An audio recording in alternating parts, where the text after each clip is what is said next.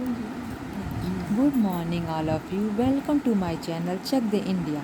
आज हम इस वीडियो में आप लोगों को अक्षांश और देशांतर का कॉन्सेप्ट क्लियर करने वाले हैं, जो आप लोगों के लिए एग्ज़ाम के पॉइंट ऑफ व्यू से बहुत ही महत्वपूर्ण होने वाला। अगर यह वीडियो आप लोगों को अच्छा लगे तो प्लीज़ मेरे चैनल को सब्सक्राइब और लाइक करें और अधिक से अधिक लोगों को शेयर करें ताकि मेरा वीडियो अधिक लोगों तक पहुँच सके। अब हम आपको बताते हैं अक्षांश और देशांतर। अक्षांश ग्लोब पर विषुवत रेखा पर बेस लाइन मानते हुए परिधि पर लिया गया एक कोणीय मान होता है। अक्षांश क्या होता है? अक्षांश जो है ग्लोब पर विषुव रेखा पर बेस लाइन मानते हुए एक परिधि पर लिया गया एक कोणीय मान होता है। अक्षांश की कुल संख्या कितनी होती है? 90 + 90 + 1 = 181। अक्षांश रेखा परिधि पर दर्शाए गए दो समान मान वाले अक्षांश को जब किसी काल्पनिक रेखा द्वारा मिलाया जाता है तो उसे क्या कहते हैं? उसे अक्षांश रेखा कहते हैं। अक्षांश रेखा की कुल संख्या कितनी होती है? 89 + 89 + 1 = 179। अब बताते हैं 23.5 डिग्री अक्षांशीय उत्तरी अक्षांश को कर्क रेखा कहते हैं। अगर पूछे आपसे कि कर्क रेखा किसे कहते हैं तो आप बताइएगा 23.5 डिग्री उत्तरी अक्षांश को क्या कहते हैं? कर्क रेखा माना जाता है। और वही 23.5 डिग्री दक्षिण अक्षांश को मकर रेखा माना जाता है। 66.5 डिग्री उत्तरी अक्षांश पर जब जाएंगे तो उसको हम बोलते हैं आर्कटिक वृत्त। और जब 66.5 डिग्री दक्षिणी अक्षांश पे इसको जाते हैं, इसको बोलते हैं अंटार्कटिक वृत्त। जब सूर्य कर्क और मकर रेखा के मध्य ही लंबवत होता है तब क्या तब संक्रांति बनती है। 21 जून को कर्क संक्रांति कहते हैं। 21 जून को क्या कहते हैं? कर्क संक्रांति। कैसे होता है? जब इस दिन उत्तरी गोलार्ध का सबसे बड़ा दिन और सबसे छोटी रात होती है। तो अगर ये क्वेश्चन पूछे कि सबसे बड़ा दिन और सबसे छोटी रात कब होती है तो हम बोलेंगे 21 जून को। 22 दिसंबर को मकर संक्रांति होती है। इस दिन दक्षिणी गोलार्ध पर सबसे बड़ा दिन और उत्तरी गोलार्ध पर सबसे छोटी रात होती है। 21 मार्च को वसंत विषुव कहते हैं। इस दिन क्या होता है? दिन और रात क्या होते हैं? बराबर होते हैं।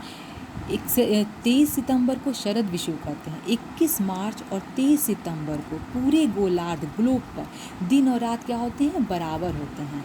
21 जून को दक्षिणी गोलार्ध का सबसे बड़ी रात होती है और 22 दिसंबर को उत्तरी गोलार्ध में सबसे बड़ी रात होती है। अगर आपसे पूछे कि 21 जून को कहाँ पे सबसे बड़ी रात होती है तो आप बोलेंगे दक्षिणी गोलार्ध पर, और 22 दिसंबर को उत्तरी गोलार्ध पर सबसे बड़ी रात होती है। अब हम पढ़ते हैं देशांतर।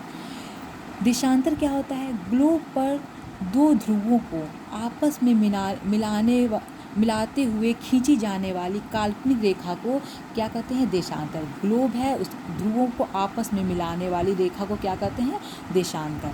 देशांतर रेखाओं की कुल संख्या कितनी होती है? 360 होती है।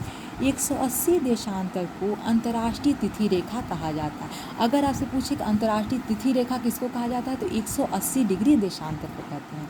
0 डिग्री देशांतर क्या होता है? 0 डिग्री देशांतर जिसे प्राइम मेरिडियम कहा जाता है, इसे लंदन के पास स्थित ग्रीनविच नामक स्थान से गुजारा गया था। इस कारण इसे ग्रीनविच मीन टाइम कहा जाता है। ग्रीनविच मीन टाइम किसे कहा जाता है? तो 0 डिग्री देशांतर रेखा को। GMT पर दोपहर 12 बजे का समय पूरे विश्व के लिए प्रमाणिक समय होता है। कहाँ पर 12 बजे? तो GMT में दोपहर 12 बजे पूरे विश्व का समय जो होता है वो एक समान होता है। भारतीय मानक समय रेखा लंदन के स्थानीय समय से 5.5 घंटे आगे होती है। भारतीय मानक समय रेखा जो है वो लंदन के स्थानीय समय से कितना? तो 5.5 घंटे आगे होती है। यदि लंदन में 12 बज रहा होगा, 12 AM हो रहा होगा तो कलकत्ता में कितना हो जाएगा? 5:30 PM हो रहा होगा। दो देशांतरों के मध्य की दूरी भूमध्य रेखा पर 111.32 किलोमीटर होती है। अगर ये क्वेश्चन बार बार आता है कि भूमध्य रेखा पर दो देशांतर के बीच में कितनी दूरी होती है तो 111.32 किलोमीटर होती है। दो अक्षांशों के मध्य की दूरी 111.13 किलोमीटर होती है। दो देशांतरों के बीच का स्थान कटिबंध कहलाता है। कटिबंध किसे कहते हैं? दो अक्षांशों के बीच के स्थान को, और दो देशांतरों के बीच के स्थान को गोर कहते हैं। तो अगर आपसे पूछे कि कटिबंध किसे कहते हैं, तो दो अक्षांशों के बीच के स्थान को, अगोर क्या होता है? तो दो देशांतरों के बीच के स्थान को कहते हैं।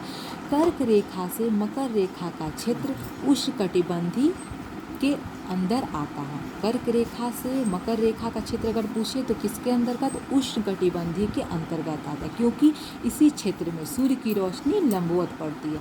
किस क्षेत्र में सूर्य की रोशनी लंबवत पड़ती है? तो वो है आपका कर्क से मकर रेखा में, जो हम उष्णकटिबंधीय क्षेत्र के अंदर जाएंगे वहाँ पर सूर्य की किरणें लंबवत पड़ती हैं। कर्क रेखा से अगर आर्कटिक वृत्त और मकर रेखा से आर्कटिक वृत्त का क्षेत्र शीतोष्ण कटिबंधीय कहलाता है। कर्क रेखा से आर्कटिक वृत्त और मकर रेखा से अंटार्कटिक वृत्त का क्षेत्र जो है वो क्या? शीतोष्ण कटिबंधीय कहलाता है। शीतोष्ण क्षेत्र में गेहूं का उत्पादन सर्वाधिक होता है। शीतोष्ण क्षेत्र में सबसे अधिक क्या होता है? तो गेहूं का उत्पादन होता है। आर्कटिक वृत्त से उत्तरी ध्रुव तक और अंटार्कटिक वृत्त से दक्षिणी ध्रुव का क्षेत्र जो होता है उसको शीत कटिबंधीय कहते हैं। आर्कटिक वृत्त से उत्तरी ध्रुव की तरफ जाएंगे और अंटार्कटिक से अगर दक्षिणी ध्रुव की तरफ आएंगे तो उसको क्या कहते हैं? उसको शीत कटिबंधीय कहते हैं। इस क्षेत्र में ग्रीष्म ऋतु नहीं पाई जाती है। सूर्य की किरणें इतनी तिरछी पड़ती हैं कि यहाँ पर 6 महीने का दिन और 6 महीने की रात होती है।